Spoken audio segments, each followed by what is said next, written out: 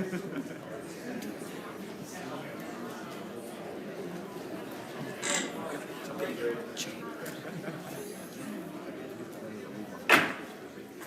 call to order the regular meeting of the Hoover City Council on April 16, 2018.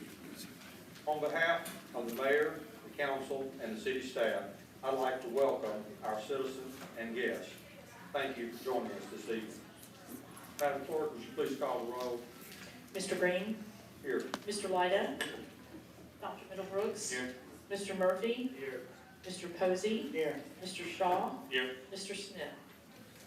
Everyone will please stand for our invocation given by City Clerk Remain standing for the Pledge of Allegiance led by Councilman Kirk Posey. Let us pray. Lord, we are so grateful for the gift of this day. Help us to appreciate every day as an opportunity to start fresh and to grow in our faith. We ask your blessings upon all present here tonight and your wisdom and guidance upon this mayor and council in their decisions. In your name we pray. Amen. Amen. Salute and pledge. Allegiance to the flag of the United States of America and to the republic for which it stands, one nation, under God, indivisible, with liberty and justice for all. Approval of minutes. Each council member has received for review a copy of the minutes for the April 2nd, 2018 regular meeting and the April 12th, 2018 work session. If no corrections need to be made, I'll take a motion. Mr. Chairman, I move for approval of minutes without reading. Second. All in favor say aye. Aye. All opposed, nay. The minutes are approved as submitted. Under our report section tonight, we have 3 candidates for public office who would like to address the council and audience. Mr. Chris McCool, candidate for Alabama Court of Criminal Appeals. Are you here, sir? Please come on up. Thank you, Mr. President. I appreciate the opportunity to say a few words to you and to this good gathering of citizens. I appreciate all of you coming out just to hear me speak. But anyway, my name is Chris McCool. I currently serve as district attorney in Pickens, Fayette, and Lamar County. Some of you may have heard of the town of Gordo, Alabama. That's where I was born and raised. That's where I live. I grew up on a farm there. I currently run that farm due to my dad's bad health. We have 6 chicken houses. We have about 200 head of cattle, and it is a full-time job along with my being district attorney as well. So, but I'm running for the place 2 on the Alabama Court of Criminal Appeals. The Court of Criminal Appeals sometimes gets short shrift from people. They don't know what it does or what it stands for. It's 5 judges that are elected statewide, and they hear every single appeal from every single felony conviction in the state and some misdemeanors. A very important court. It's just a step below the Alabama Supreme Court. I'm running for place 2 on that court, and I want to bring my experience to that court. I have been a prosecutor in trial courts in this state for the past 23 years. That is sorely needed at that level. That court reviews the cold words on the page of a transcript, but when you're looking at that, you need to have known and been there and done what you're reviewing. You need to know what you're talking about and what you're reading about when you're at that level. I want to bring my practical trial court experience to that level. That's one of the main reasons I'm running. I've tried dozens of jury trials, everything from misdemeanor appeals to death penalty cases. I've tried thousands of cases in court to a judge. I've done everything from traffic tickets to capital murder. I've handled more child abuse cases and robbery and burglary cases than I care to count. So I want to take that kind of experience up there to that court. It's been since 2001 that we've had a trial level prosecutor who has been on the Court of Criminal Appeals. And I think that practical in-court experience is so important. But I also want to bring common sense to the court. I'm thankful for the court as it is today, but we're losing 3 judges on that court that had a combined in-court trial experience of over 50 years. I want to bring my 23 years to that level, and let me just say, you don't grow up on a farm in Pickens County working for Harold McCool without learning common sense, okay?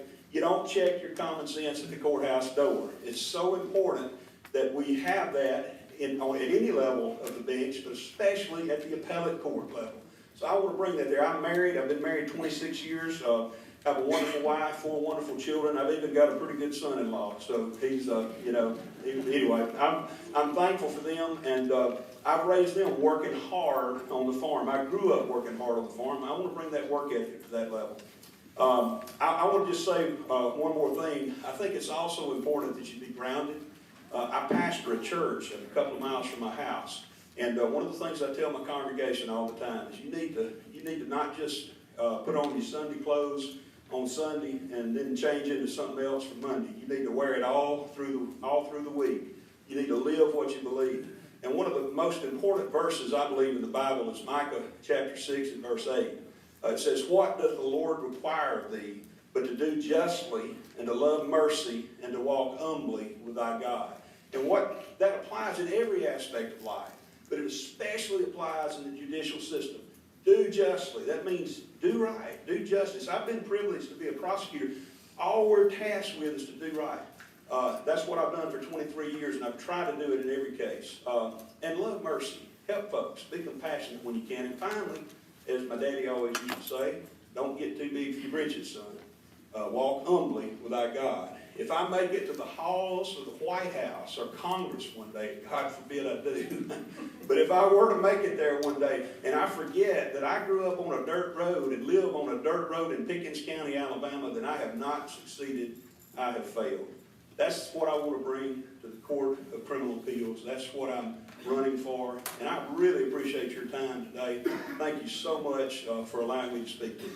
Thank you, sir. God bless you. Next, we have Ms. Lakita Hall-Wright, candidate for Deputy Circuit Clerk, Jefferson County, Bessemer Division. Welcome. Good afternoon, everyone. My name is Lakita Hall-Wright, and I'm a candidate for the Bessemer Division Deputy Circuit Clerk. A little information about myself. I'm a lifelong cutoff resident. I received my Bachelor of Science from Birmingham Southern College in Business Administration with a concentration in marketing. I received my Juris Doctorate from Miles School of Law. I'm currently in addition, I'm not only a practicing attorney, but I currently serve as the Chief Court Clerk at Jefferson County Family Court, where I've been employed for the last 11 years. Previous to taking this position, I served the community as a juvenile probation officer for 8 years at Family Court. I'm running for Deputy Circuit Clerk because right now the office lacks structure, knowledgeable leadership, and direction. Most people don't understand how important the clerk's office is to the legal system. The clerk's office is your heart of your legal system. There is nothing that enters or exits the courthouse without coming through the clerk's office.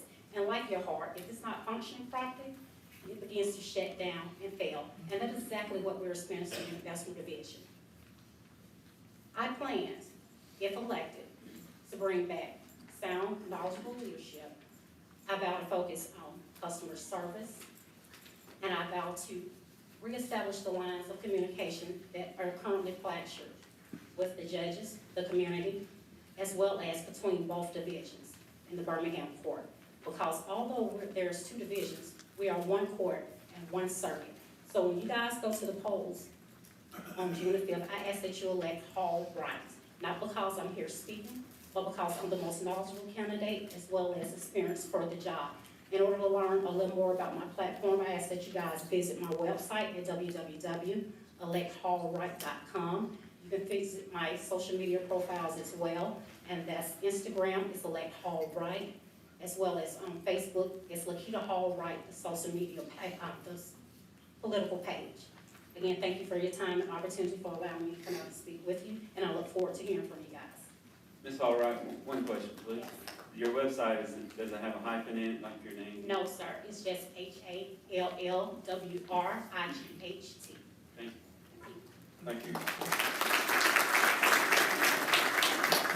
Next, we have Mr. Damon Watson, candidate for Jefferson County Circuit Judge, place 15.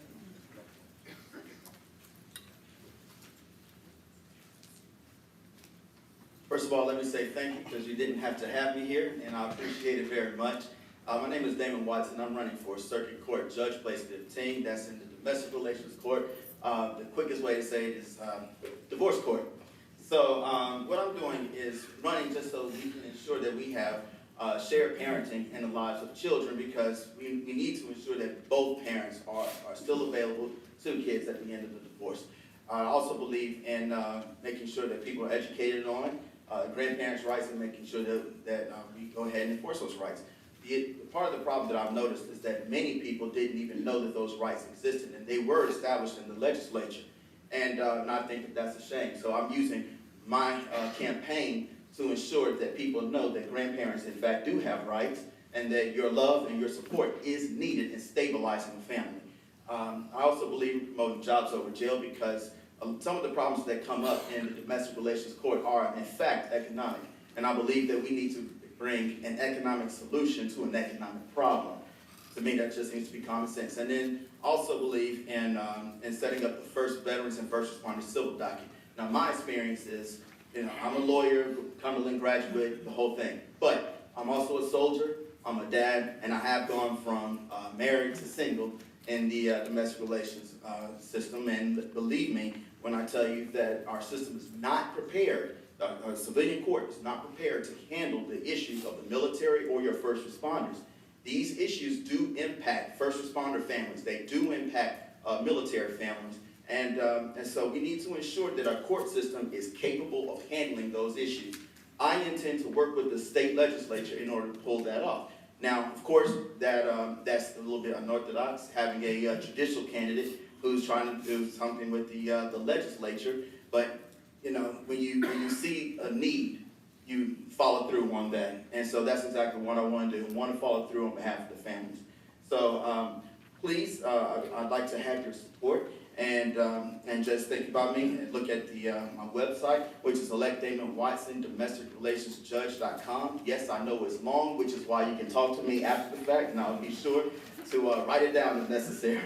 So thank you very much for your time, everyone. Thank you.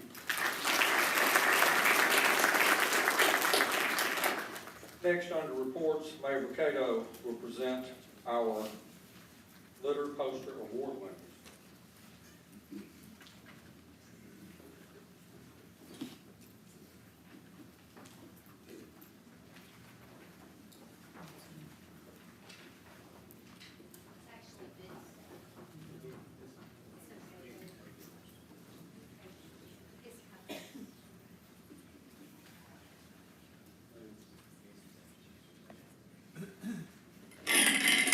Betty Dale is actually going to speak to us tonight. We are delighted tonight to present to you 3 outstanding young people from the Hoover school system.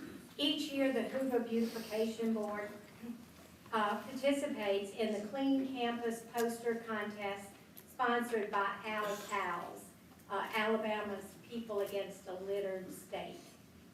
The theme this year is Clean Home Alabama. We invite all Hoover schools to participate, and this year we had 9 schools that had campus contests open to 4th and 5th grade students. And standing before you today are the 3 winners that were selected from the posters submitted by the campuses. I'd like to present them to you and present them with a very special award. Their posters, they can't take home. We mail their posters tomorrow to Montgomery, where they will represent Hoover in the statewide contest. Our 3rd place winner is Layla Cannon, a 5th grader from Brock's Gap, Step Falls.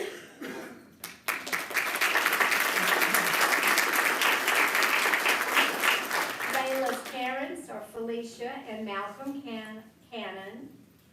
Her art teacher was Melanie Lynch, and her principal is Mr. Mitchell. I'm not sure if they're here tonight or not. Teacher. There she is. Thank you for coming. Sister, great art. Our 2nd place winner is Sarah Roy, a 4th grader from Glen, Alabama. Sarah is accompanied tonight by her parents, Betty and Roy, and her grandparents. Her art teacher is Sharon Thompson, and her classroom teacher is Karen Davidson, and the principal at Gwen is Mrs. White. Our first place winner, DeMarco Hill, is also from Gwen. DeMarco is a 5th grader, and his classroom teacher is Andrea Lynch. We really appreciate the hard work these students put into their posters, the thought that they put into them, and we wish them the best of luck when they go to Montgomery to the state contest.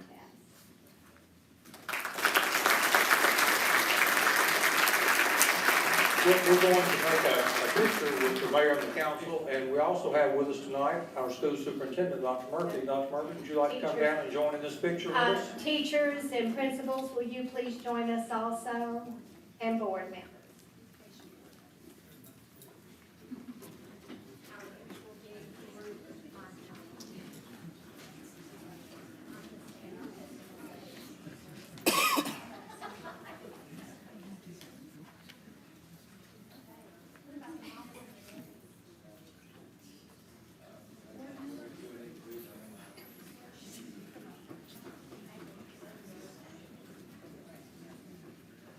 The mamas and the daddies want to join?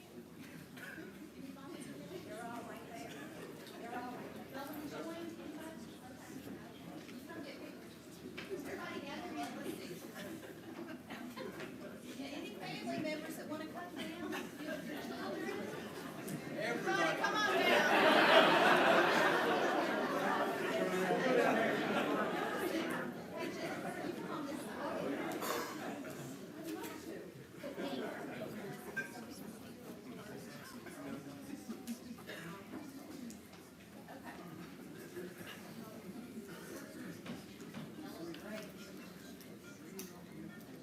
Okay, and on 3, big smiles. 1, 2, 3.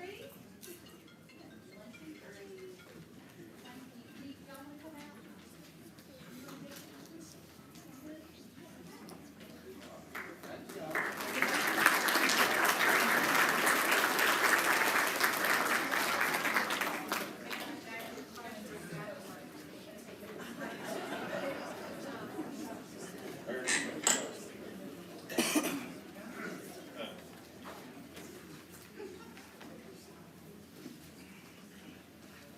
Mayor Potato will now present employee recognitions.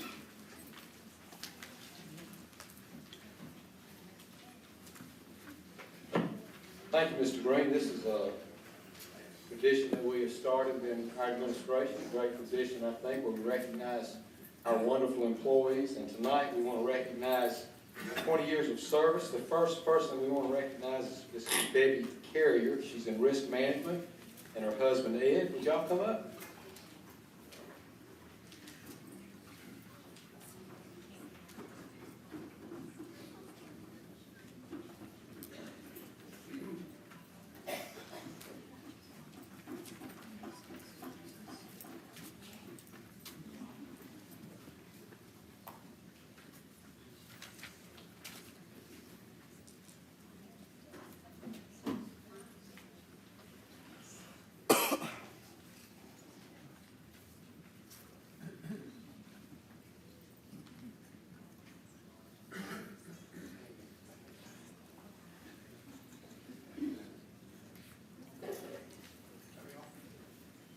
Debbie is one fine person, someone that is very dedicated to her job. She's got one of the toughest jobs in the city. Other than approving purchase orders, hers may be the worst of all. But she takes care of risk management. So she deals with a lot of difficult issues. And she just got such a wonderful, caring spirit about that, because she's dealing with difficult situations that a lot of times affect our employees, but it also affects people that may have been injured in our city, or just any kind of claim that comes to the city. So not only does she have to understand risk management, she also really has to think like a lawyer a lot of times, and have to talk to lawyers. We're sorry for that. Sorry, Philip, we love you. But she's been here 20 years, always has this smile that you see on her face. That's just how she operates. We're so grateful for what she does for us. And she started here as an administrative clerk in 1998, and she was promoted to risk management specialist in 2000. And today she actually functions as the risk management supervisor. So thank you so much for all that you do for us.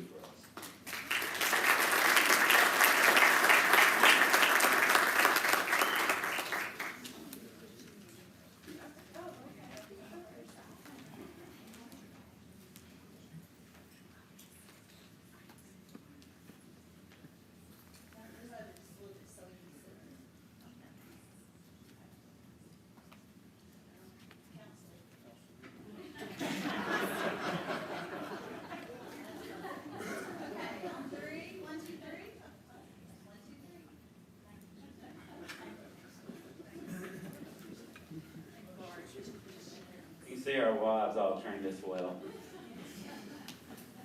And then Benny Turner with Park Maintenance. Benny, where are you? Come on up.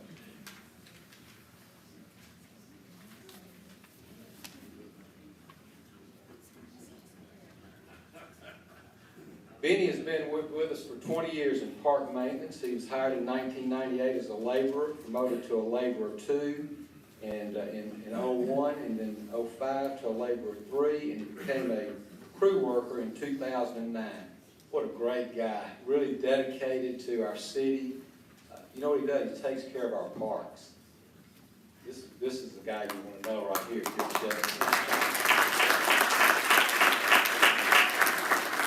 We're so grateful for what he does. You know, when I talk to his supervisors, they talk about what a reliable individual he is and a hard worker. Spends most of his time really focusing on Shades Mountain. And I appreciate that. I've got, I think, 5 kids to play at, 5 grandchildren to play at. So thank you for everything that you do, and we really do appreciate your service.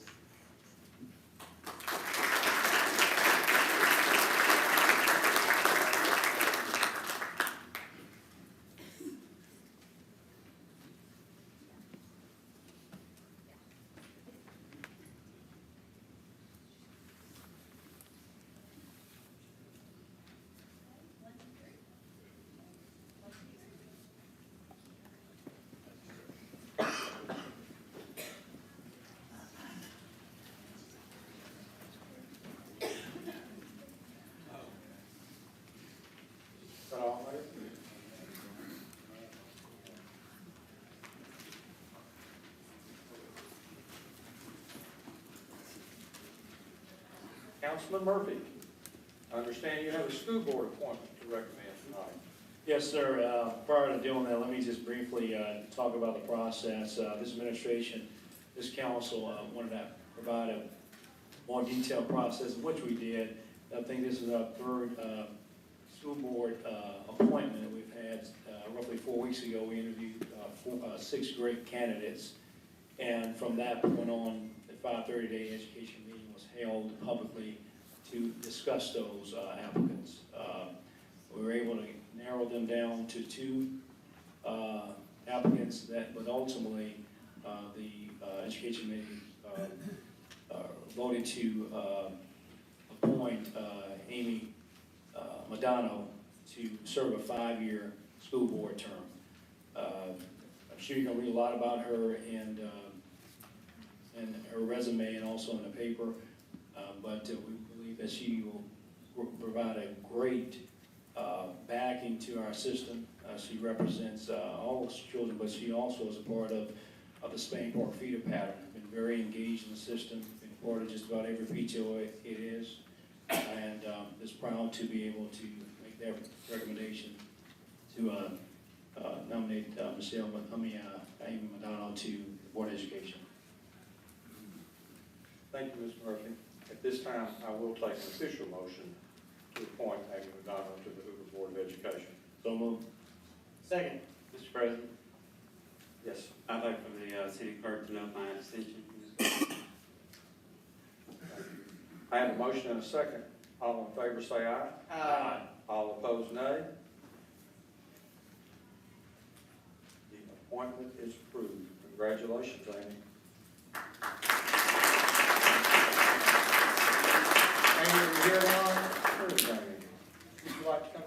say a few words?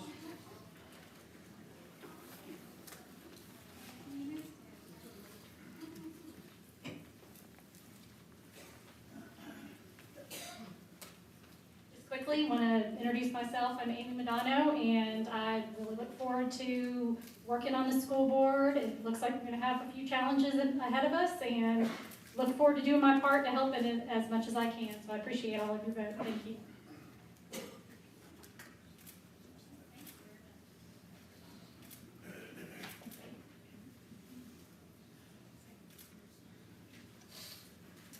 The last item in the report section of our meeting is an update from Mayor Potato.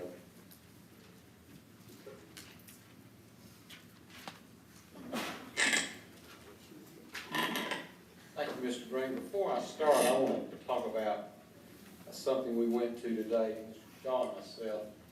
We talk about IT and how we diversify our economy and recruiting those types of companies to the city. And today we had the privilege of cutting the ribbon at, I think, our first accelerator in the city of Hoover, over here on Data Drive. And really it's a special moment in time for us because it brings Hoover to the forefront, training people, we talk about workforce development. This brings Hoover to the forefront of workforce development. And what they're doing over there is training young people that most of these folks that were there, they had 100 applications for about 20 positions. And they're training these folks to go out into the IT world to code. And once they finish this 8-week course, they are qualified for jobs immediately in the 40, 50, up to $100,000, just depends on where they go, in the IT industry. And it's really a cool thing for our city because it was born out of something that Mr. Shaw started, and we should be very proud of him for doing this, and that's the IT roundtable. Early on in our administration, he gathered the IT companies around Hoover, and some of the things they talked about was workforce development. And out of that roundtable is the very thing that we hoped would happen, that a company would develop out of it. And that's exactly what happened. Am I right? So kudos to you, and we're very excited about having our first accelerator. And we'll be moving to our next level, and that's an incubator. So thank you for what you did, and I just thought everyone needed to know those kinds of great things that are going on in Hoover. So thank you again for the opportunity to speak tonight on a pressing issue that we've been talking about for quite some time. Let me say that we have so much to be thankful for in Hoover, Alabama. Our citizens are very excited about the changes and all the positive energy in our city. Our schools continue to be leaders in the state, providing outstanding education to our children. Businesses are moving into Hoover, and more importantly, I'm seeing veteran businesses are reinvesting in their infrastructure. Therefore, they're reinvesting in Hoover. As leaders, we must continue to provide outstanding services to our citizens and our businesses, and we must make sure that our city stays financially healthy. And when this administration came into office in November of 2016, I began to have conversations with our staff about Hoover's financial future and some of the challenges the city is facing. We talked specifically about expense and revenue trends that needed to be addressed. We talked about the increased debt service incurred by construction of the Hoover Metropolitan Complex, the additional operational expenses associated with that facility. Furthermore, over 30 new positions have been added in fiscal year 2016. That was the last year of the prior administration. So during this administration's first year in operation, we operated for several months on the old budget, the 2016 budget that had been passed by Mayor Ivey in the previous administration. As a result, we prepared a short-term budget that took us through the remainder of fiscal year 2017. And then about 5 months later, we adopted the 2018 budget. I think y'all probably all remember that. Now, the negative impact of the Finley Center debt, 30-plus additional employees, the operational cost of the Finley Center, along with our increased support for the schools, it really manifested itself in that 2018 budget. This was the first real budget that we developed, and it was evident that we had to make some changes. So we talk about getting our house in order. On our first day in office, we knew that our highest priority was to get the city's financial house in order. We knew that we were in unprecedented territory and we were going to have to make some cultural changes. We immediately began having regular scheduled staff meetings, which had not been done in years. This gave us the opportunity to share our vision with our department managers and implement a new management style and a philosophy. We knew that we would also have to change the spending culture that had been taken for granted for really quite a while over the past 8 years. And we knew we had to begin immediately addressing the expense side of the ledger.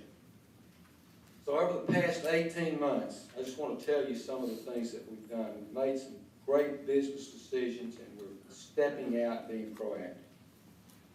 First, we restructured some departments to increase efficiency and accountability. We implemented project management software to become more efficient handling multi-million-dollar projects. We implemented a new purchasing approval system. It increased accountability through making our department heads responsible for the purchases, signing off on those purchases. We've begun reviewing all the restricted funds to make sure that they're being used to the city's best advantage. We have restricted the drug fund, the court fund, the gas tax fund, municipal improvement fund, the sewer fund. We just want to make sure that we're using that as efficiently as possible. We're pursuing third-party validation of the city's tax records to make sure all potential current revenue is being collected and is not going to the wrong governmental agency. We're pursuing an energy management program to reduce our utility costs. We have an actuarial study underway to determine how our total payroll can be reduced based on additional retirement options for our employees. We changed the city's mentality about vehicles and put the power to manage our fleet and replacement of vehicles under our fleet manager. We no longer buy $60,000 or $70,000 luxury vehicles. We also do not dispose of vehicles or take them out of service until the fleet manager identifies them as unsafe or the maintenance cost no longer justifies keeping them in service. This is extending the life of our fleet and is saving us millions of dollars over time. We had a police helicopter unit that simply we just couldn't justify it. We discontinued that unit and we saved about $150,000 a year. Our fire department requested a ladder truck and budgeted $1,250,000 for that truck. We asked them to reevaluate that cost and to build the specifications so more vendors could participate in the bidding process. We were able to get that new ladder truck for $975,000, which saved our city $275,000. Our fire department has increased the number of medical patients that they transport to the hospital rather than using an outside service. This has resulted in better patient care and it's likely going to produce about $100,000 a year in revenue. We identified several overtime situations throughout the city and we challenged our department heads to reduce overtime, and they are addressing the issue and they have done that. We changed a long-standing practice of applying overtime rules for work weeks less than 40 hours. We eliminated out-of-state or overnight travel unless it was found to be mission critical. We reconfigured the Met Complex project, saving $5 million that could be assigned to other projects that were necessary. We reevaluated our tuition reimbursement program to ensure our employees have access to high-quality education and also to make sure we're getting the best value for the dollars we're investing. Special events, very important in the quality of life that we offer our citizens. We had to make some very hard choices about our annual special events, and we eliminated the July 4th fireworks show. This was a hard decision, but it saved between $80,000 and $90,000 a year, and it also prevented us from overruns in our special events budget. We made changes to our health care coverage to expand benefits, and we saved approximately $240,000 a year. We're actively pursuing different options about how our employee health benefits are delivered, including looking at private clinics, wellness programs, and cost sharing. We're evaluating options that will reduce our cost for property and casualty and workers' compensation insurance. We assigned a current employee to pursue grants and outside funding for city projects. And this has already generated a significant amount of money towards our all-inclusive playground.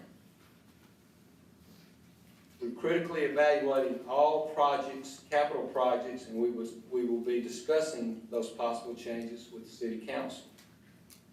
We created our first in-house city planner from an existing vacancy and eliminated $125,000 in consulting fees. We created the city's first economic development position by eliminating a vacant job to stay cost neutral. We continue to challenge our department heads every day to reduce operational costs. We commissioned a salary and staffing study to evaluate employee compensation and our staffing levels. We currently have 44 jobs that have not been filled. Some of these vacant positions will be eliminated altogether. As further attrition occurs, we've identified other positions that will not be filled and will consolidate city services to be more efficient. We will release those jobs tonight. So, a question that I've heard is this really true? And so, we have to realize there's a problem. So as I think about where we are today, it seems that some people are having difficulty accepting how we can be in the financial position we're in today. And I understand that because it was difficult for me to understand. And I was thinking about this. I realized I've been down this road before myself. About 10 years ago, I went to the doctor, my regular physical. I felt great. I was running 20 miles a day, in the best shape of my life. Routine checkup. So, after some lab tests were run, I get the call from the doctor. Hey, something's bothering me about these numbers here. But I think you need to get a second opinion. So I went to a specialist. He ran some tests. Surprisingly, he confirmed what the first doctor came said, Frank, you've got a serious illness. Well, I was like anybody else. I was shocked, scared, all the things you kind of get when you get that kind of news, I couldn't believe it. I feel good. I can do everything I want to do. This can't be right. Something must be wrong. I'm healthy. I'm energetic. Somewhere along the line, I had to admit there was a problem. And I had to figure out how I was going to handle it. So the next question is, well, how do I handle it, Doc? Well, Frank, I can tell you two things you can do. You can wait and see how it progresses. We can follow it. We can monitor it. But eventually, you're going to have to treat it. Or you can have surgery. It's going to be painful. You'll have side effects, but I believe it's going to cure you. But at the end of the day, I had to confront it head on. Most importantly, I had to acknowledge that it was true. Now, I'm happy to report what the doctor reported to me. I'm cured, and I appreciate that. So you got to say, well, what does this have to do with Hoover, Alabama? I'm glad you asked. The city of Hoover received some challenging news ourselves. Gentlemen, the city of Hoover basically has a checkup every year in the form of financial reports and audits. We've heard from those experts that prepare those reports. Our previous CFO and our city treasurer told city officials years ago, years before this administration came into office, that there were indications of financial challenges ahead. Robert Yeager's been with us for a long time. Smart guy, he's a CPA, 40 years experience. He ran the test, he analyzed the results, and he'll tell you that we've got a serious financial challenge ahead. Perhaps our predecessors were like me, and they had difficulty accepting the financial report. When I came into office, our current CFO, Dr. Melinda Lopez, who teaches public financial management, writes our annual financial report. She knows the numbers. She agrees with the opinion of our financial challenges. So at the recommendation of our staff, the council approved a highly respected financial firm, Porter White & Company, to run an analysis of our financial trends. The results came back the same. It's consistent with our staff's opinion. So at the end of the day, gentlemen, we have to acknowledge that it's true. Most importantly, we have to confront it head on. Gentlemen, I can tell you, I believe it, and I'm going to confront it, but I need your involvement. I spent the last 10 or 15 minutes outlining all of those things that we've done and some of the measures that we're implementing. We're digging deep. But here's some things that I firmly believe. We're cutting costs at every opportunity, but we cannot cut ourselves out of this without fundamentally changing the city we all know and love. We can't lose the momentum we have. There's so many wonderful things. I just talked about one, the accelerator, that are happening in Hoover, and we have to be in a financial position to support those efforts and to take advantage of the opportunities as they emerge. We can't continue to receive negative press about our city. There are too many good things happening in Hoover, Alabama, to be defined by this current situation. We can't allow the deterioration of our buildings, our infrastructure, our police, fire equipment, our parks and libraries, maintenance of our streets, our lawn maintenance, and so many other functions that we provide to showcase our city and provide the quality of service our citizens deserve. We've lost some economic opportunities because we did not feel comfortable making financial commitments based on our current situation. We cannot continue to deliver blows to our outstanding employees' morale. We have the best group of employees. They're the best public servants anywhere working for our city. All they want to do is provide their best effort for the city every day. We owe it to them as well to address this financial challenge. Finally, we cannot let our citizens down by diminishing the quality services that they have come to expect from us every day. I want you to pay close attention to this.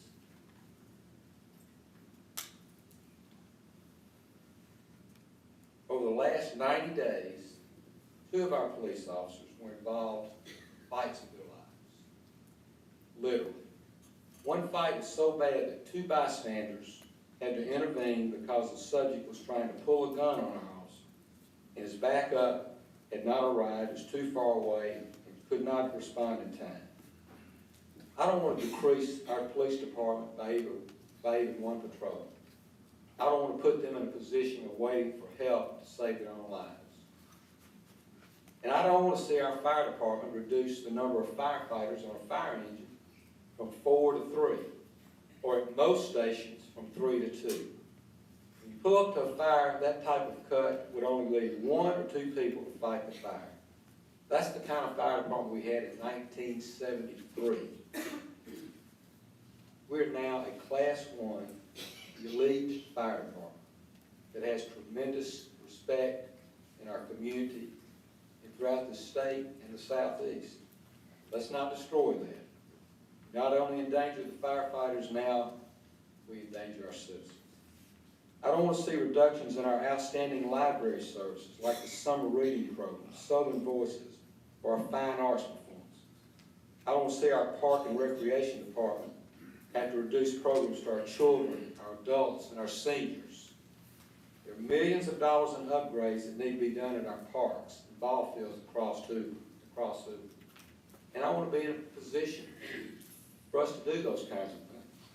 I don't want our public works department to fall behind in maintaining our streets and our infrastructure. I don't want any of our city departments to have to reduce services to the point that we're failing to meet the expectation of our citizens, our businesses, and our visitors.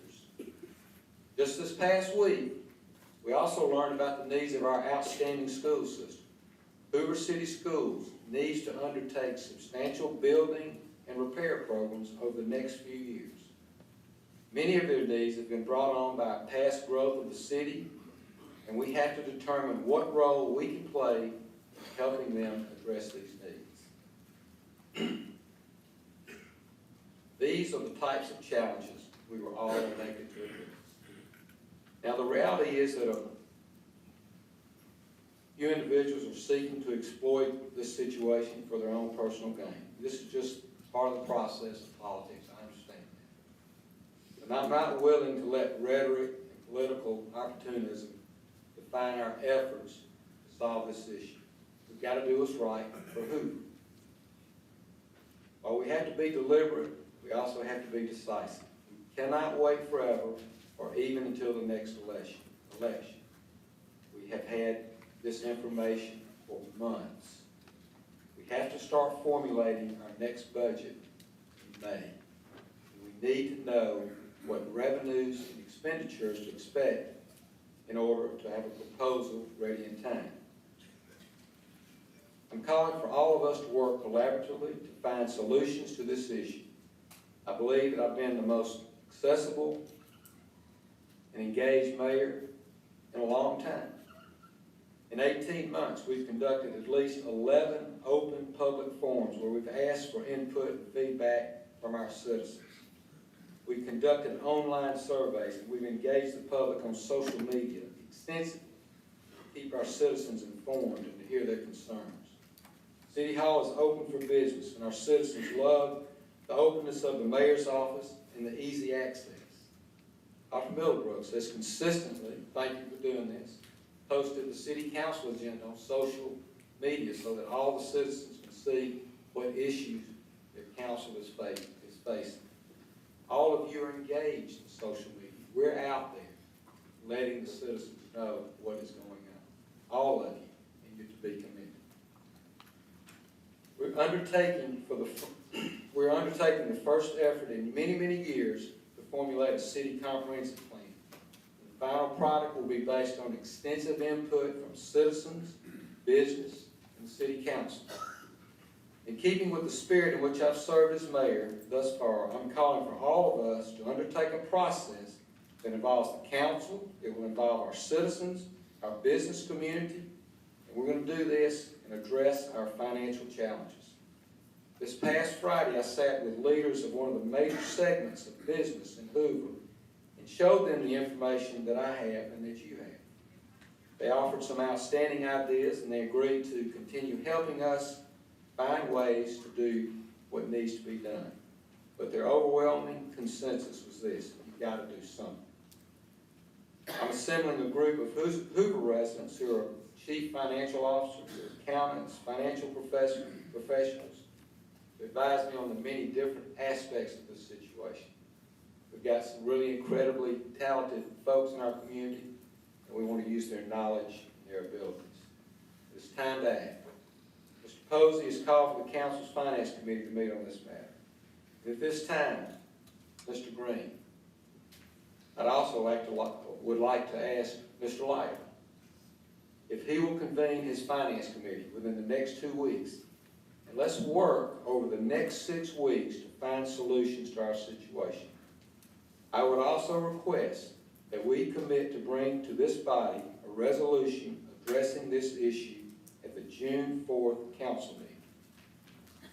Mr. Light, I addressed that question specifically to you and asked for your support in that. Mayor, you got my 100% support in that, and I think that's a very prudent next step. So sometime in the next 2 weeks, I think. That would be great. Thank you, We'll be sir. happy to do it. Yes, sir. Thank you. Gentlemen, we've all known about this issue for a long time. We hired Porter White 11 months ago to perform their analysis. They presented the results to me, our staff, our council leadership 3 months ago. It's been an ongoing topic of discussion. I've held regular meetings with all of you. It's now time for us to work together with our citizens, our business, whatever other resources that we can muster. Keep Hoover in a position of sustained prosperity and success. It's our duty to continue building community together. I appreciate your time tonight. It was long. Thank you to our citizens for listening to that. I apologize for a lot of information needed to be covered. Thank you for coming tonight, and also we are grateful to those that are watching us on YouTube. And of course, I'm available for any questions at any time, and our staff is available. Ms. Brink, thank you so much. Thank you, Mayor. Thank you. As Chairman of the Finance Committee, Mr. White, I have requested a moment to speak. Mr. White. Mayor, that's one of the more impassioned, engaging, and informative speeches I've seen from this podium in many, many years. So I want to commend you and thank you for all the work you put into that, and clearly how much you care about the future of this city and how you want the public and the council, and of course your office, to work together toward a resolution and solution. So thank you very much. Moving into the business. Just to say one thing real quick. Mayor, thank you for the kind words regarding the technology efforts and things like that. I will say, anybody who works in technology knows it's not uncommon to be the only person in the room who cares about the things we care about. But when we came up with these roundtables and some of these other plans, I've never had any problem getting support from the mayor's office. You've been at every one. Council has been very engaged. So, yeah, I mean, you named me, but it's really been a group effort, and I really appreciate that. Mayor, thank you for putting all of that out there on the record. I know there's been quite a bit of confusion that I think caught me and probably the entire council off guard over the last about a week or so. A lot of things being said that we were very confused as to how they got out there. So thank you for putting that out there.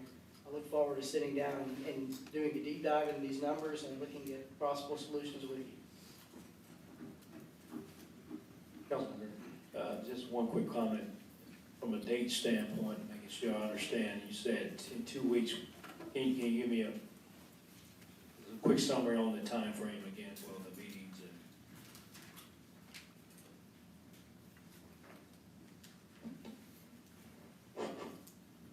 We want to start preparing our budget May, June. So we'd like for the Finance Committee to meet, of us as a group, 2 weeks, but over the next 6 weeks, work to have a resolution before this body on June 4th, I believe, is the first meeting.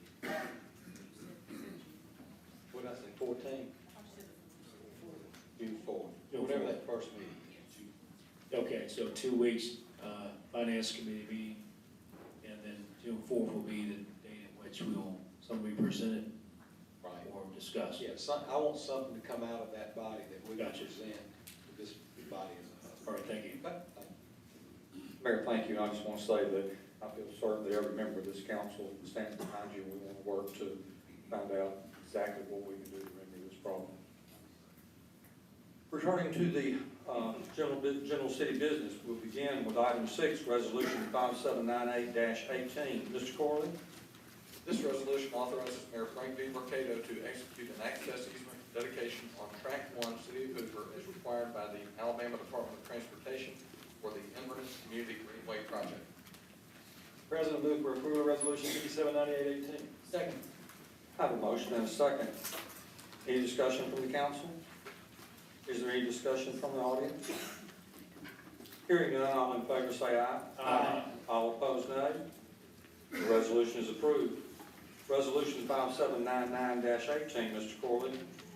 This resolution authorizes Mayor Frank D. Borcato to execute a standard project resolution traffic signal maintenance agreement for resurfacing and intersection improvements stating Trace Parkway at Brock's Gap and Learning Lane, and compliance with AlDOT for the reference project. Move to approve resolution 579918. Second. I have a motion and a second. Is there any discussion from the council? Any discussion from the audience? Hearing none, all in favor say aye. Aye. All opposed, nay. The resolution is approved.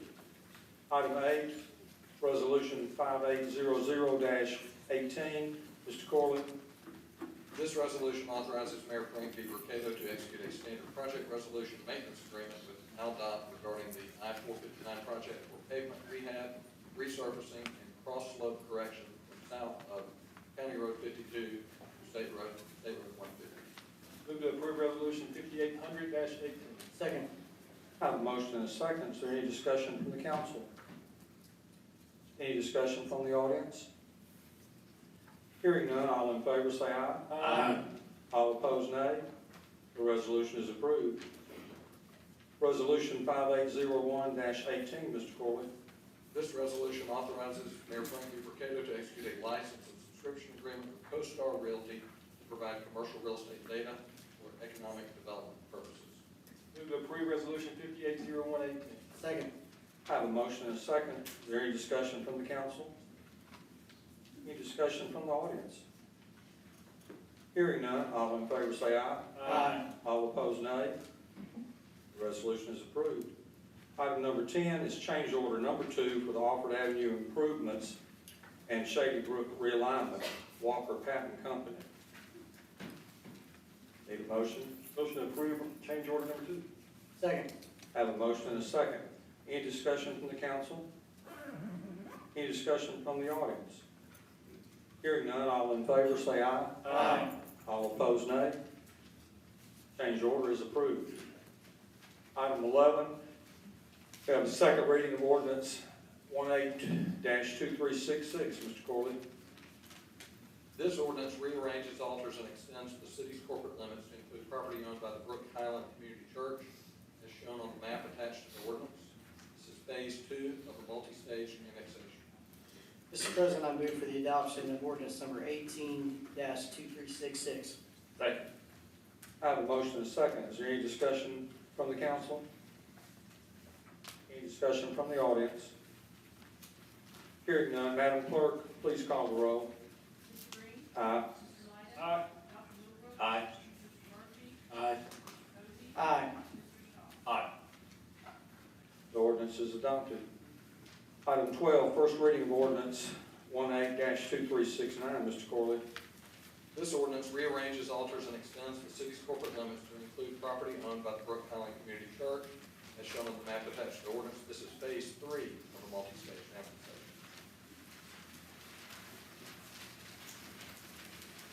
Is there anyone here from Brook Highland Church who would like to speak regarding this item? Is there any discussion from the council? Any discussion from the audience? Moving on to item 13, there's a second reading of ordinance number 18-2367. Mr. Corley. This ordinance provides for the annual levying of municipal ad valorem property taxes to be assessed by the city, which shall go into force and effect as of October 1st, 2018. These taxes shall be collected as usual by the tax assessors and collectors of Jefferson and Shelby counties. Mr. President, I move for adoption of ordinance 18-2367. Second. I have a motion and a second. Is there any discussion from the council? Any discussion from the audience? Madam Clerk, please call the roll. Mr. Green? Aye. Mr. Lyda? Aye. Dr. Hoover? Aye. Mr. Murphy? Aye. Mr. Posey?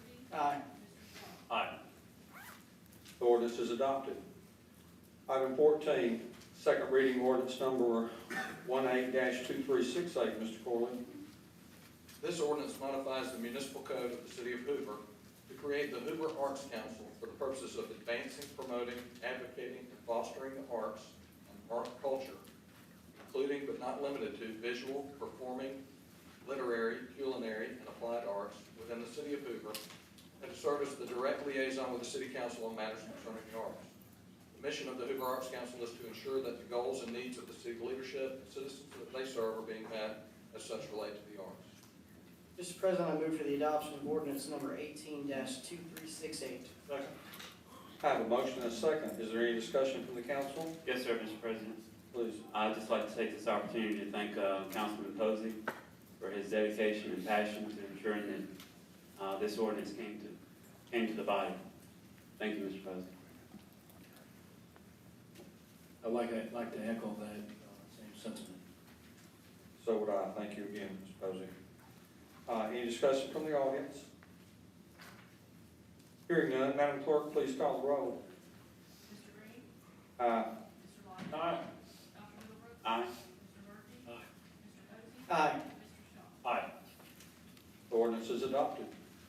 Item 15, ABC applications 140 special events retail for 2 events to be held in the parking lot of the Hoover Med, 100 Ben Chapman Road.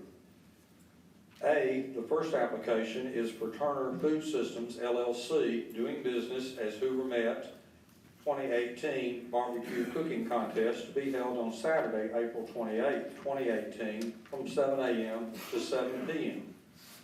I'll take a motion. Are we doing these one at a time? Uh-huh. I move to approve the ABC application for Turner Food Systems LLC. Second. I have a motion and a second. Is there any discussion from the council on this item? Any discussion from the audience? Hearing none, all in favor say aye. Aye. All opposed, nay. The application is approved.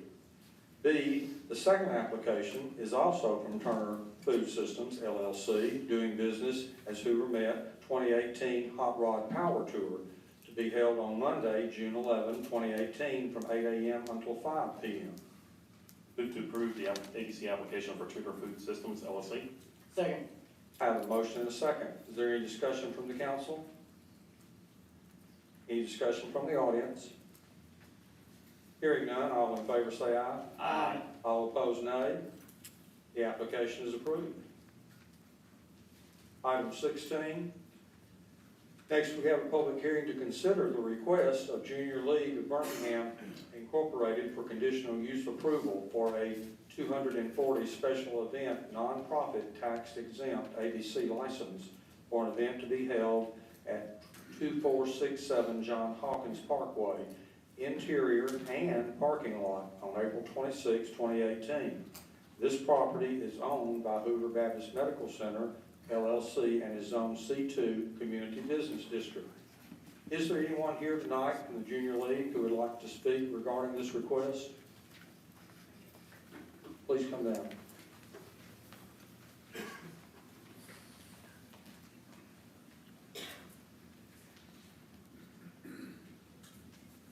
And if you would state your name and address for the record. Yes, Mary Ann Gilchrist, and our address is 2212 20th Avenue South, Birmingham, 35223.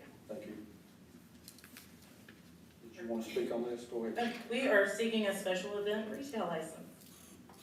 And we would like everybody to come to Bargain Carousel on April 26th, 28th, and 29th. Great, thank you, ma'am.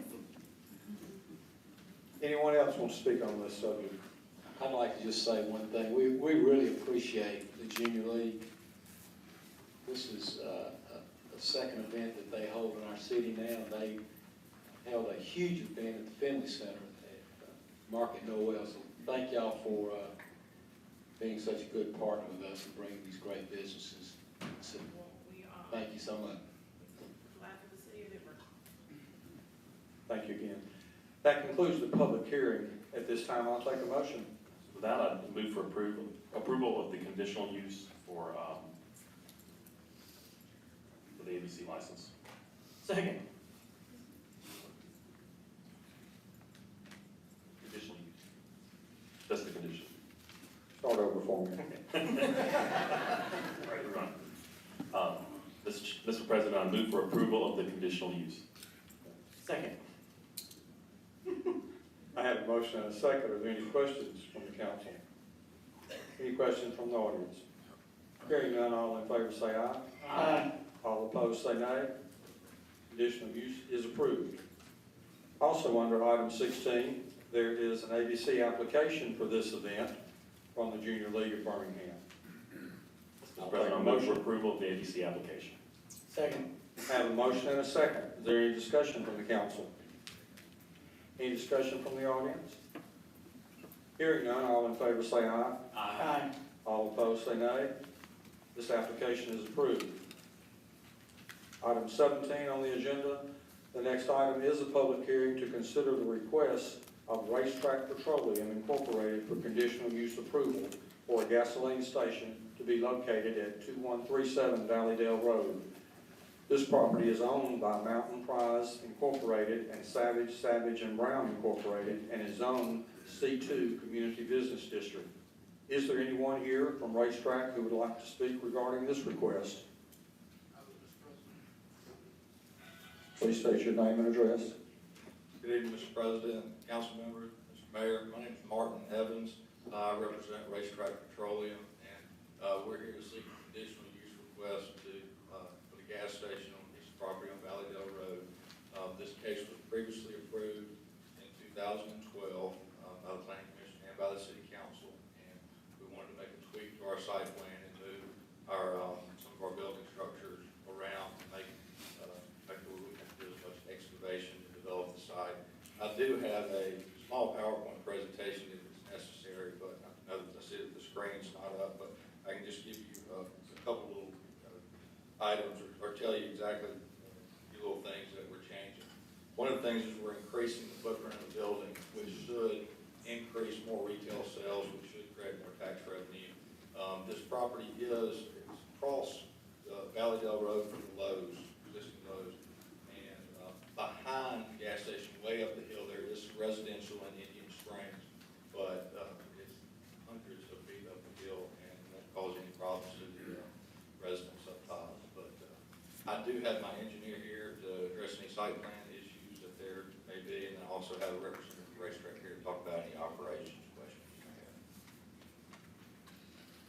Are there any questions from the council? Yes, President Pro Tem. And I don't know the reason of the plan layout. Many automotive companies are moving to fully electric cars. With that being said, I know this is gasoline based. Will it have any type of electrical components to it for cars that are not gasoline based? Mr. Murphy, I know we're reducing the amount of dispensers from previously approved from 10 to 8, but as far as electric cars, I'd have to ask Sammy from Racetrack to address that. Thank you, Sid. Just one more comment. Do you see any plans of Racetrack moving to that model? Does the model require that? Again, my research showing that many cars are putting a date on when they will not offer gasoline or reduce it. So from a footprint of a city, it makes a lot of sense to kind of be able to serve all folk. And it's just a question. It may not be on the drawing, but something to kind of go back to. It's a thought I want to share your way. Sure, that's a great point. Let me see. Bill Fees with Racetrack Petroleum. Yes, we definitely have many prototypes in the works of looking forward in the future. We're always, looking 2-3 steps ahead. We don't have any plans of any building prototypes that address it now, but we're always looking ahead. We have prototypes in the works of different options like that.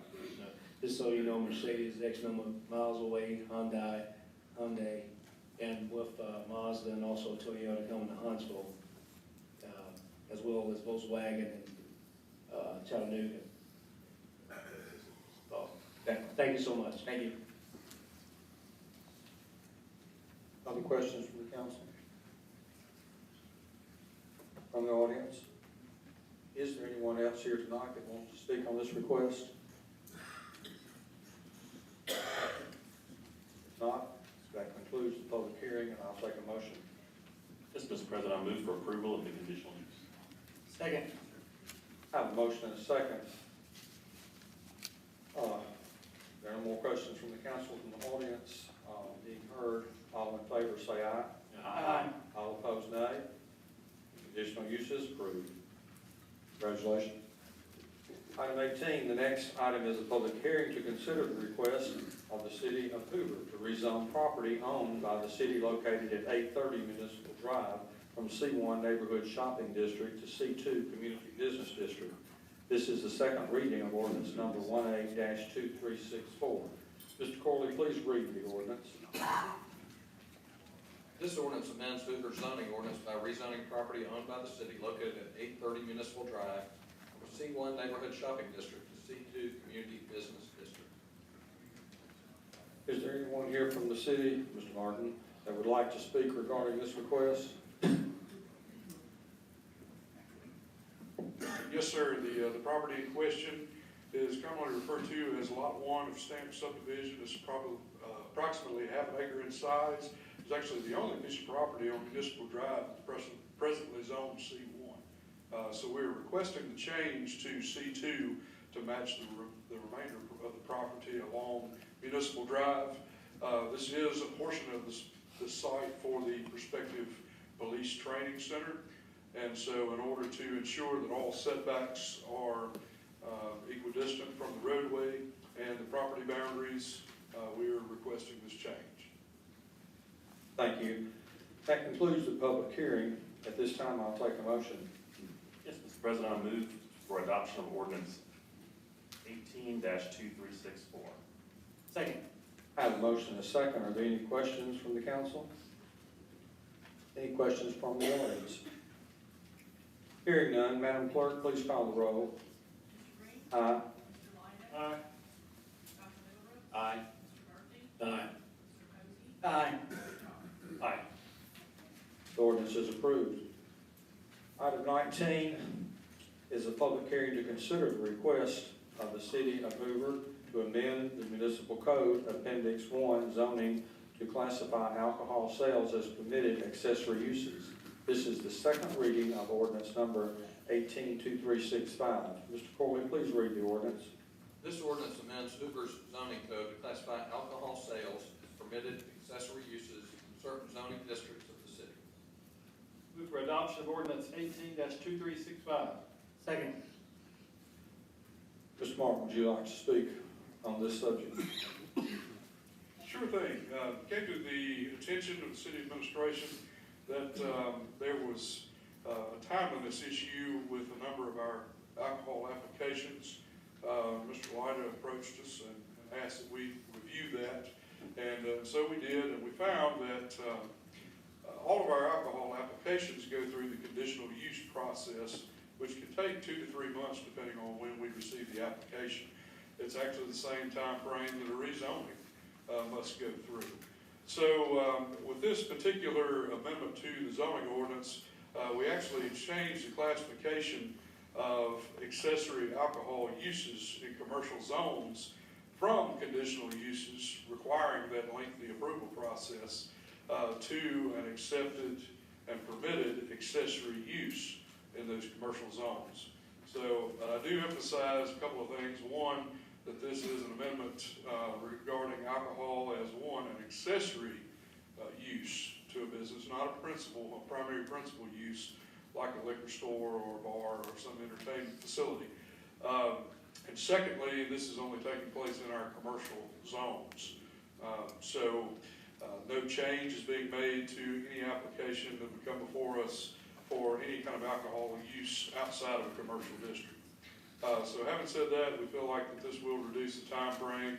The applicant will, if they are wanting to serve alcohol at a restaurant or sell beer and wine as part of a convenience store, grocery store, those types of uses would still come and apply for their ABC license and would appear before the council for your approval of that ABC application, but would not go through the conditional use process. Thank you, Mr. Martin. That concludes the public hearing. At this time, I'll take a motion. Mr. President, I move for adoption of ordinance 18-2365. And second. I have a motion and a second. Are there any questions from the council? Mr. President, if I could just make a comment, thank Mr. Martin. As often is the case, I come with a question, and not only does he bring back an answer, he brought back a solution that's even better. So, Mr. Martin, hats off to you. And secondly, Mr. President, if I could say that 99% of the ideas that we get to vote on and consider aren't necessarily ours originally. This is one that came from a local business owner that came to us and said, look, there's a better way to do business. And this is the way to cut red tape, cut down on bureaucracy, increase the expediency for which the city can draw revenue. And it's a pro-business resolution, a pro-business ordinance change. So we do listen, and this is the result of listening to good, sound business people and pro-business type in town. Thank you. Are there any other questions from the council? Mr. President, I just want to say that, echo what Mr. White said, is that anything we can do to expedite this process and not make someone wait for conditional use, as long as you wait for a rezoning case or something on the property is good, and it brings revenue into the city. Any other questions or comments from the council? Yes, Mr. President, this will also simplify the motions to approve these things, which clearly I need, so. Yeah, you do. Thank you, Mr. Shaw. Are there any questions from the audience? Hearing none, Madam Clerk, please call the roll. Aye. Aye. Aye. Aye. Aye. Aye. The ordinance is approved. Next, we need to set public hearings for Monday, May 7, 2018 at 6 p.m. to consider the following three requests which come forward with a positive recommendation from the April 9, 2018 Planning and Zoning Commission meeting. A, Jubilee Joe's is requesting conditional use approval for a special events alcohol license for an event to be held on Saturday, May 12, 2018 at 5190 Medford Drive, Lot 5, The Shops of Hoover. Planning and zoning case number C-0418-06. B, Eric Shula, representing D.R. Horton, is seeking to rezone property located at 2428, 2430, and 2432 Old Rocky Ridge Road from R4 Multifamily District to RT4 Townhouse District. D.R. Horton is the property owner. Planning and zoning case number Z-0418-04. Mr. Corley, please give us the first reading of ordinance number 18-2370. This ordinance amends Hoover zoning ordinance by rezoning property owned by D.R. Horton located at 28428, 2430, and 2432 Old Rocky Ridge Road to RT4 Townhouse District. Is there anyone here from D.R. Horton tonight that would like to speak regarding this ordinance? Are there any questions from the council? Any questions from the audience?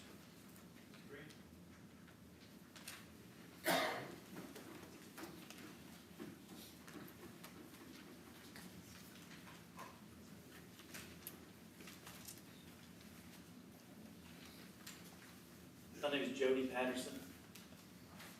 I live at 404 Trace Court. Yes, Mr. Patterson. I just have a couple of questions on this. First of all, a statement from the late Brian Skelton, who I respected and enjoyed knowing him for a very long time. He had shared with me back in the late 90s that there was a break-even point on home construction and that we needed a $350,000 home to break even. Never questioned his statement. I knew he talked with Jack Wright a lot, and they knew the money coming in, the money going out. But my question on this is how many, I don't know anything about it, I haven't heard any conversation about this, but I'd like to know the number of townhomes and what the zoning, as a current Jefferson County R3 zoning, what that would allow and what they're asking for specifically. Mr. Martin. Mr. President, we have, of course, two items on the agenda, first readings for this particular project. One, we have property that's already within the city limits of Hoover, just short of 60 acres, and then about 3 acres that are presently outside of the city limits, fronting Rocky Ridge Road. As it has been explained to city staff from the property owner, as of right now, the property that they have zoned and located within the city limits of Hoover, zoned for multifamily, and they are approved for 330 units today. That's what they are entitled to build on their property today.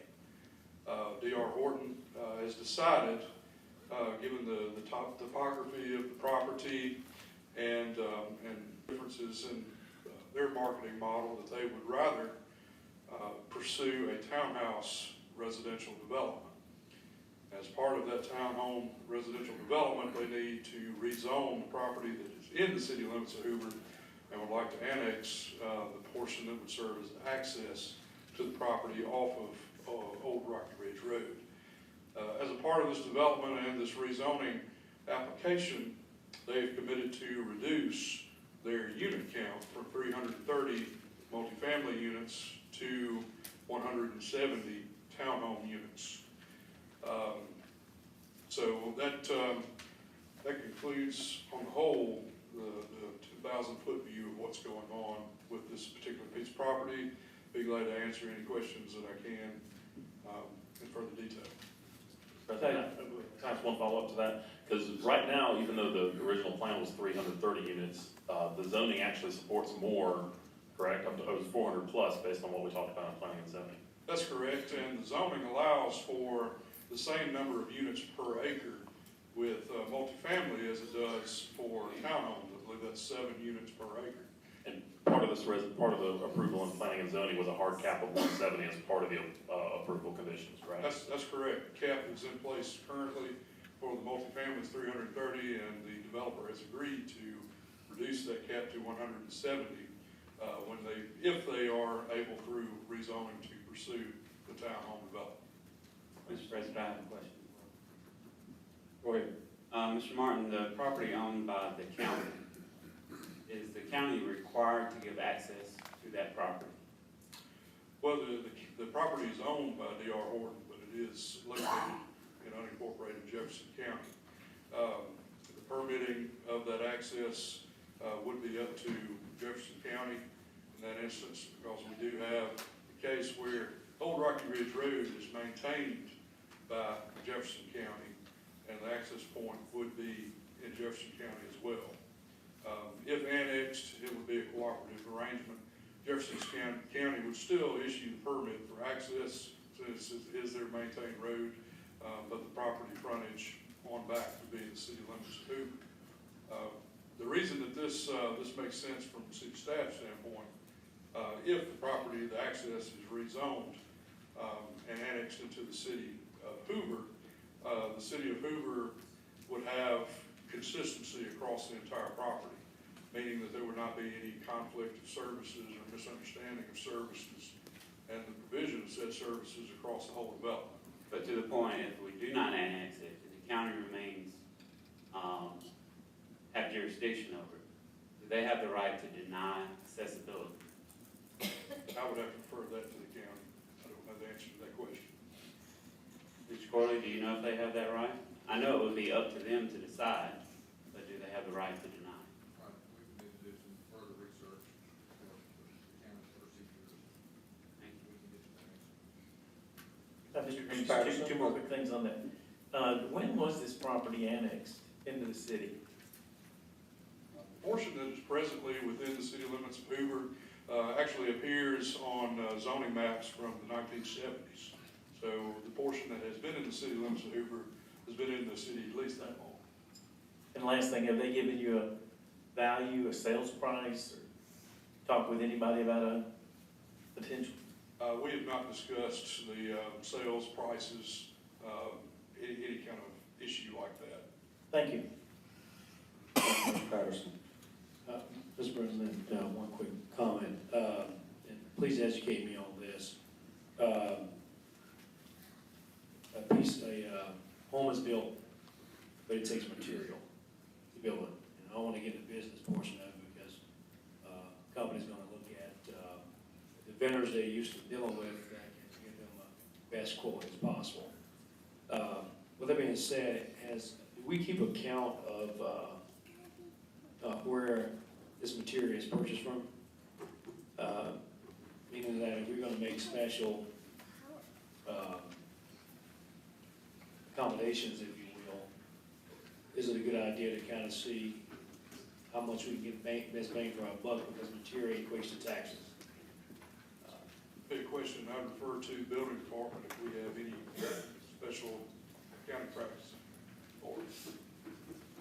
or city accounting.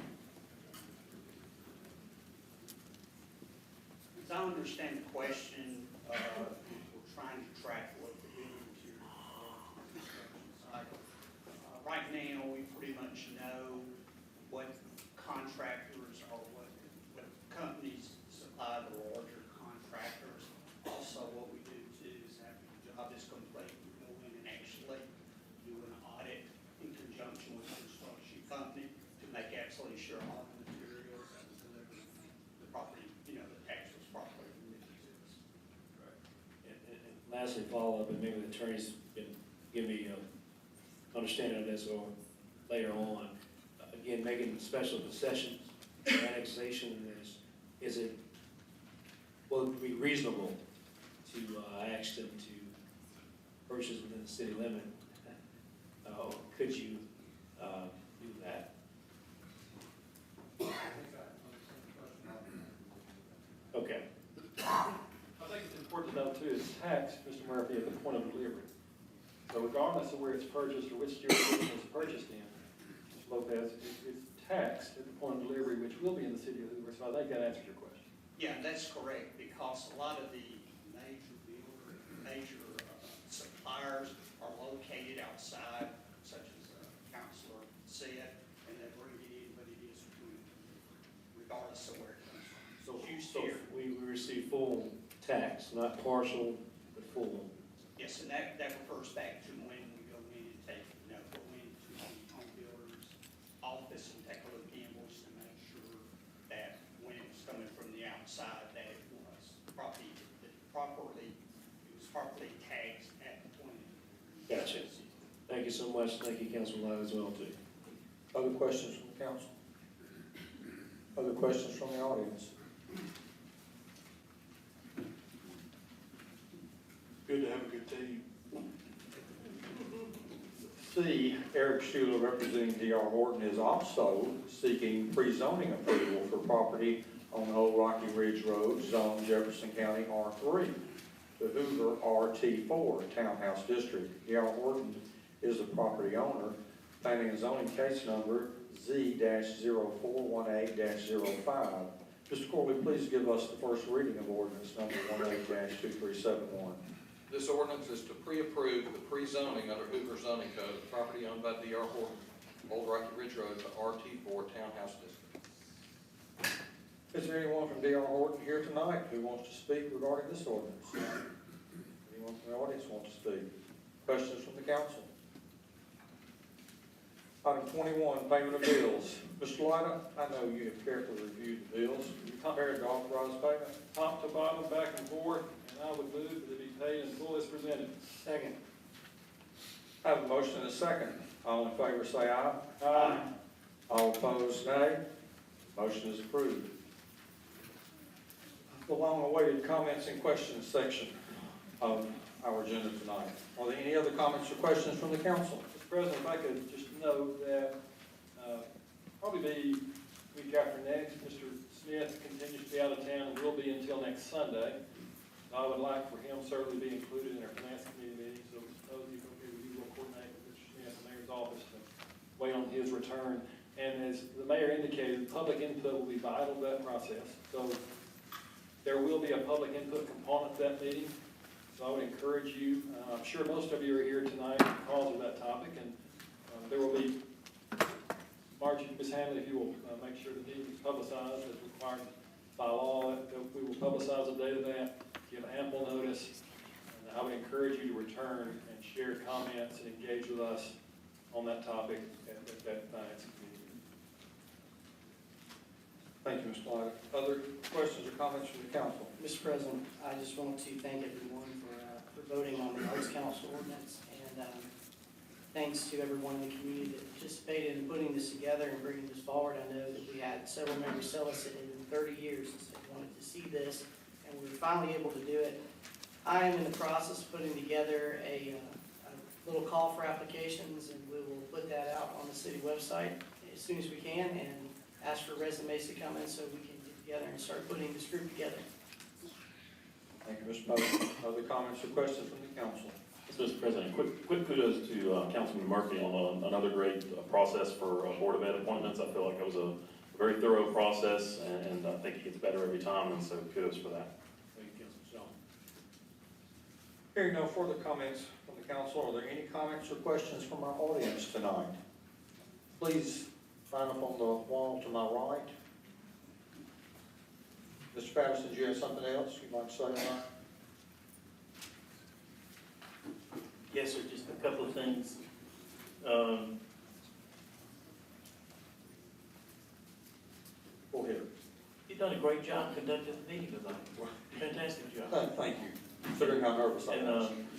to the mayor, I want to thank the mayor and Mr. Rice, for taking time to talk with me about anything and listening to my concerns. Appreciate that a whole lot. I do have a few comments, and, I think we all know what this is about, the meetings, the finance meetings, the discussions, and all the things that the mayor pointed out. This is about a 1% tax increase. Everybody knows that now. No big deal. But I'm gonna tell you how that's gonna affect my family. It's somebody say, Jody, that's no big deal, it's just a 1% tax increase. I'll tell you what it is from my family. Every time I go to the grocery store, I spend $100. That ends up, my total's $109. I go to the grocery store about 10 times a month.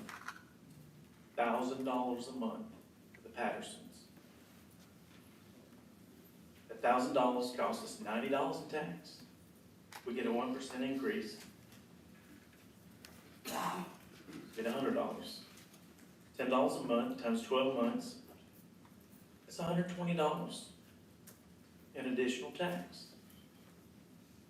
And that, gentlemen, that's just groceries. Throw in another $1,000 a month at Home Depot, Hoover restaurants, clothing stores, general Hoover shopping experiences. And you're taking from the Pattersons $240 a year in extra money. That's giving my family an extra or an additional tax ticket every year, year after year after year. My mom and dad bought 2 lots on Patton Chapel Road in 1957, $200 a piece. They're still there. My mom and dad, remember, we had 4% tax. 4%, 5%, 6%, 7%, 8%, 9%, 10%. That's what we're talking about now. You know, I think there's a point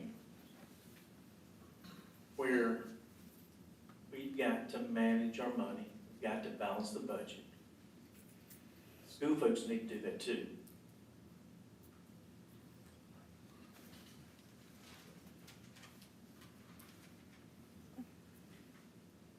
Couple of quick points.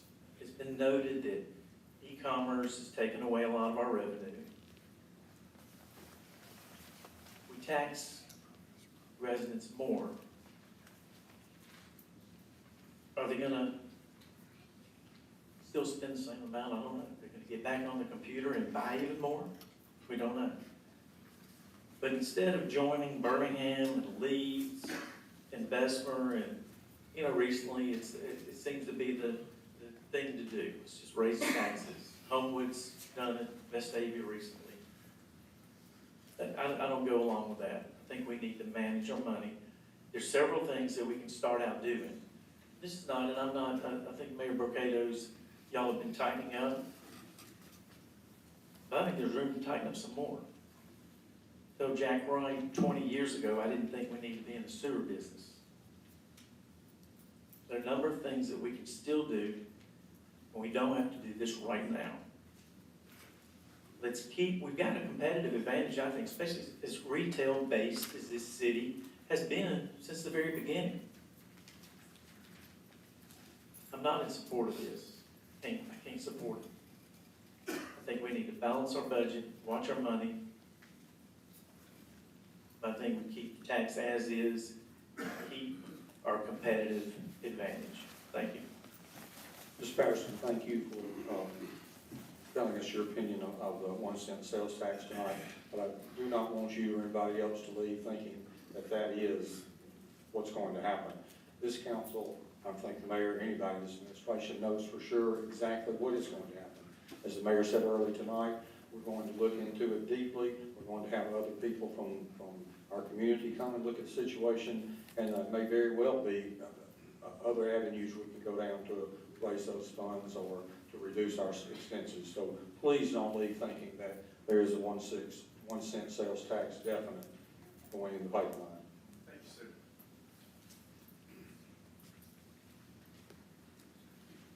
How do y'all do? My name's Carl Tonitis, and I live at 1735 Mountain Laurel Lane. But before I get started, there's a late comer here, running for district attorney. He's a lawyer, so he's running late, so I thought I'd let him speak first. He was supposed to be on the agenda earlier, so if the council would permit him to speak. Now, while you're here, please go ahead. Okay. Well, Mr. Green, you and I had spoken on the phone. Yes, we have. I thought I recognized your voice. Exactly. I happen to live in River Chase, and I think River Chase, South Lake, and Inverness are scheduled for this sewer thing. And basically, we're going to request that we have a public hearing on that matter. I'd written the mayor a letter, and the staff was kind enough to get back with me on that. But there's some people over there that are on fixed income, and it's going to negatively impact some of those folks over there. So basically, that's what I'm here to request. And with the passage, if this sales tax passes, we'd like some application of those funds to sewer. And that's basically all of that. So, thank you, sir. introduce Danny Dean. Mr. Carr, hold up just 1 second. Is there anybody else that wants to speak on anything that has been discussed tonight or anything else with the city regarding the city? Yes, sir, please come forward.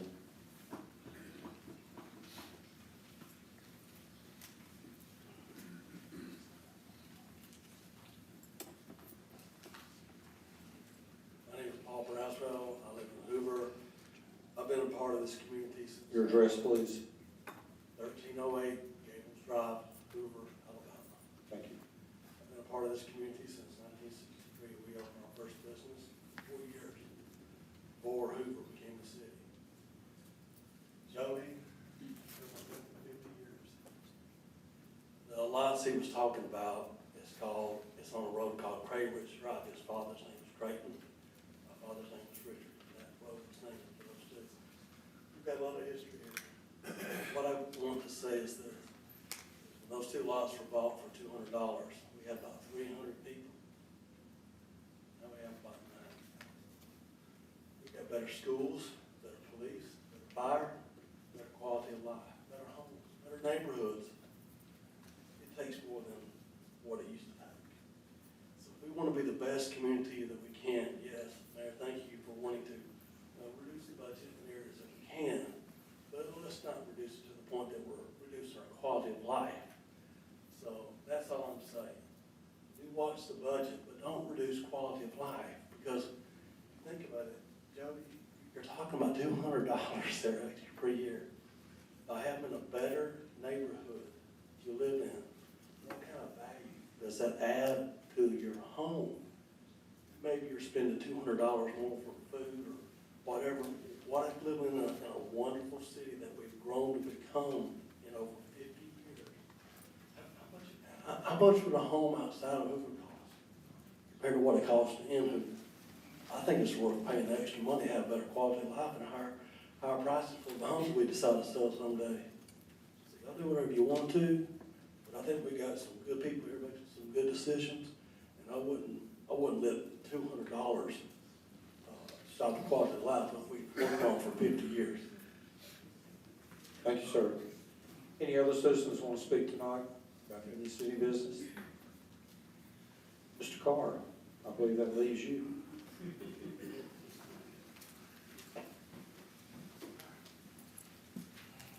First, say good evening. I'm sorry for being late, but unfortunately duty calls and we had another unfortunate incident to occur, so I had to assist Birmingham PD with a situation. So, Mayor Mercado, good to see you.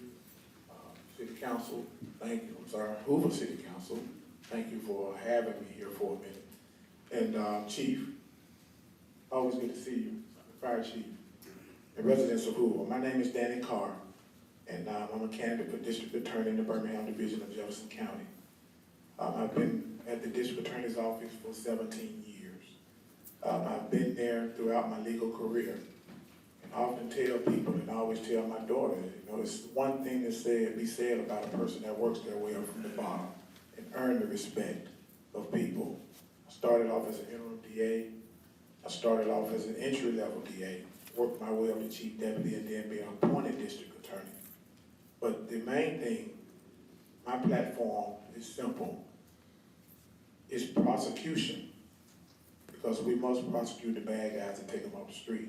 I lost my brother to murder when he was about to start at the University of Alabama. He was gunned down and killed. So I understand the despair, and I understand what happens as it relates to gun violence.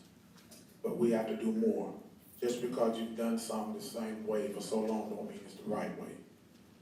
DAs have to also focus on prevention now also. We have to be on the front lines.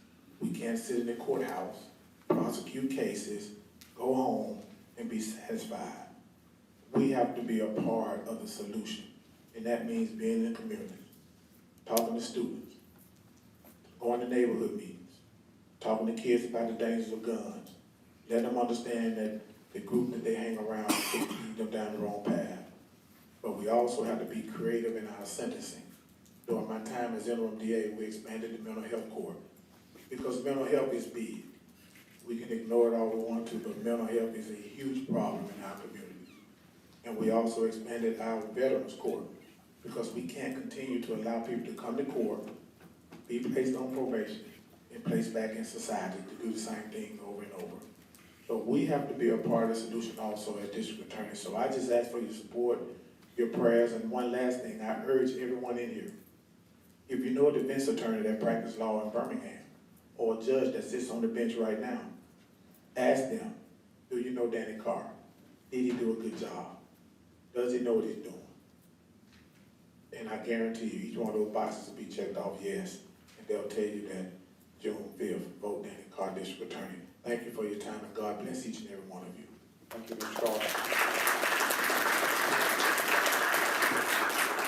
Anyone else want to speak tonight? Mr. President, just a quick reminder to everyone. I see a lot of people holding these little plastic bottles. I want to remind everyone that thanks to the mayor's staff, we do have recycling receptacle right out here. Please recycle. Thank you, Dr. O'Brose. Anyone else have anything to say? The council in our audience?